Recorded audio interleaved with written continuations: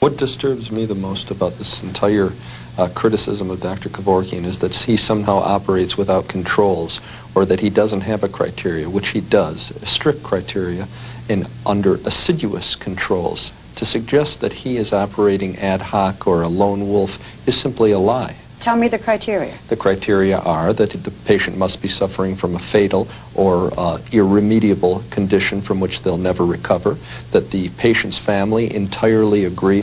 The patient's medical condition must be verifiable by Dr. Kevorkian. There must be a psychiatric or psychological consult when appropriate, and the patient can never waver. What if there is no doctor to give you a psychiatric report or a medical report? Then you make the judgment. Well, I have to. I have to. I talk it over with my assistant, who's a medical technologist, and we put our heads together and come up with a decision. When we talked a year ago, you had a rather clumsy suicide machine. Now you use a carbon monoxide. You've changed. Primarily because they've since taken his license, and he does not have available to him the drugs that would actually work better. Doctor, how long does it usually take before they die? They go to sleep rather calmly and without pain, as a rule, in about a minute. And they're unconscious after that, and it takes about another 6 or 8 minutes for breathing to stop and 2 or 3 more minutes for the heart to stop. Now, in the case of Hugh Gale, who died on February 15th, there is some question as to whether or not Dr. Kevorkian would be indicted for murder. What happened? What happened was that Dr. Kevorkian, in addition to allowing Mr. Gale to put on that mask, constructed a small oxygen tent to allow all the gas to surround Mr. Gale. He felt very hot, and he said, "Take off, take it off, take it off," twice, referring to the tent. Mr. Gale had put on the mask every time. The tent was taken off. Mr. Gale took off the mask. He was given back his oxygen, which he inserted into his nose, and he waited about 20 minutes. But if someone says, "Take it off," meaning perhaps they're not sure, wouldn't you think it'd be wise to wait a month or two or something rather than just 20 minutes? Well, they waited 20 minutes. I might add, Barbara, that I wanted to stop. I told him, let's do this another day. Mr. Gale insisted to go on. What is the mood like, usually, Doctor? Well, it's not pleasant, of course. Anyone would know that. And it's hard to put into words. It's a great mixture of things. But it's not pleasant, not at all. Some are very moving, though. I mean, in several cases, I've wept a little. Tears have come down my cheeks, and I felt embarrassed. I say, wait a minute, you're a doctor. What are you crying for? You can't help it in some cases. When a person's dying with his loved ones, her loved ones there, with music they love playing in the room, and a friend reading the 23rd Psalm to them, that scene is too moving, and it moved me. It's a great mixture. It's a mixture, and every incident is different. You can't characterize it one way. Do you suggest where possible that a friend or relative be in attendance? Always. Always. We will never help anybody alone. I see. There must be a friend or relative, at least one. Doctor, tell me something about you. Is there anything in your background, anyone in your family who suffered, where therefore you might have made a decision to do this with your life?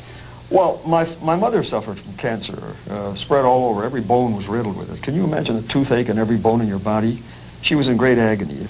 But that isn't what convinced me. That was 20-some years ago, 25. I've always felt that people had this right. Since I was in medical school and seeing suffering patients, I would shake my head and say, wow, I mean, why do we keep such people living? Would you have helped your mother commit suicide if you could have? If she wanted it. I'm not so sure she did. If she wanted it. Yes, I would have. You've never married? No. Do you have friends? Do you have human companionship? I ask this because your personality is sometimes in question. You know, Sure. I mean, ask my poker buddies. We play poker every fortnight or so. And, you know, once in a while, I don't smoke, but I like to chew on a cigar playing poker because it adds to the atmosphere, you know.